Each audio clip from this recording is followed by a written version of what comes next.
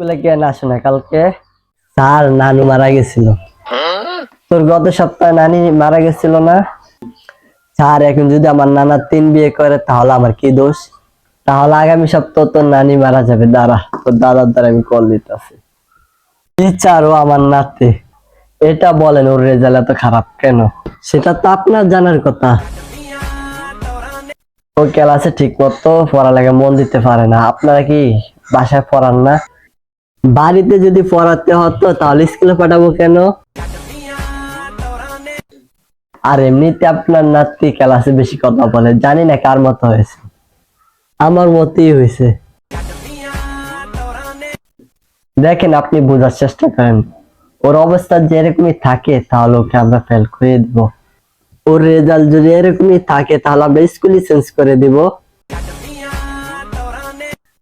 আর জানি না ও মেয়েদের সাথে কথা বলে কেন। না না, মেয়ে না, ক্লাসমেট, তাই না?